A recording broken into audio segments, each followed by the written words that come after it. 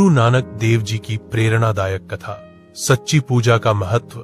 यह कथा गुरु नानक देव जी की शुरुआती यात्राओं के समय की है।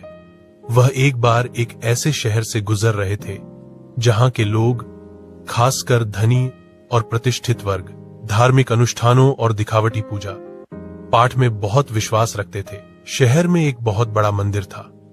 गुरु नानक देव जी ने देखा कि मंदिर के अंदर और बाहर पंडित और पुजारी बड़े बड़े अनुष्ठान कर रहे हैं। वे ऊंचे स्वर में मंत्रों का जाप कर रहे थे और लोगों से भारी दान दक्षिणा ले रहे थे।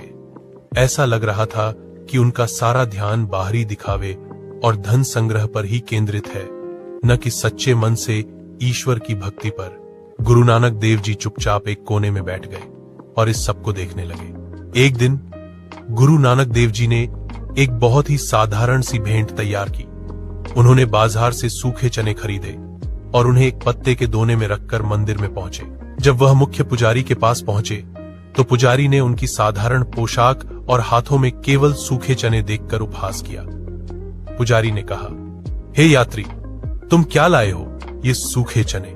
क्या तुम्हें पता नहीं, यहाँ भगवान को भोग लगाने के लिए सोने चांदी के बर्तन, महंगे वस्त्र और मिठाइयों का ढेर चढ़ाया जाता है। तुम्हारी यह तुच्छ भेंट अस्वीकार है। गुरु नानक देव जी ने शांत भाव से उत्तर दिया, महाराज, मैंने जो कुछ भी अपने सच्चे मन और ईमानदारी की कमाई से कमाया, उसी में से ये चने लाया हूं। मैंने इन्हें अपने मन की प्रेम और श्रद्धा के साथ अर्पित किया है।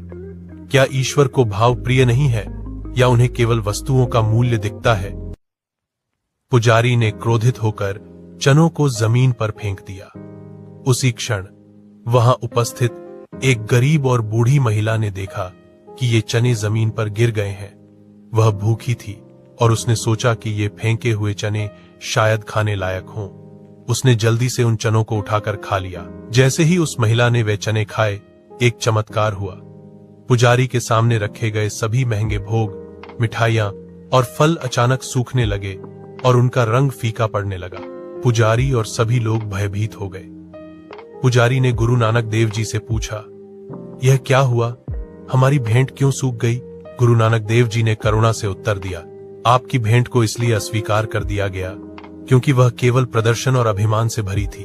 उस बूढ़ी मां ने मेरी भेंट को सच्चे मन से, भूख से प्रेरित होकर और ईश्वर का प्रसाद मानकर ग्रहण किया। ईश्वर को दिखावा नहीं, बल्कि प्रेम से की गई सेवा और सच्चे हृदय का भाव प्रिय है।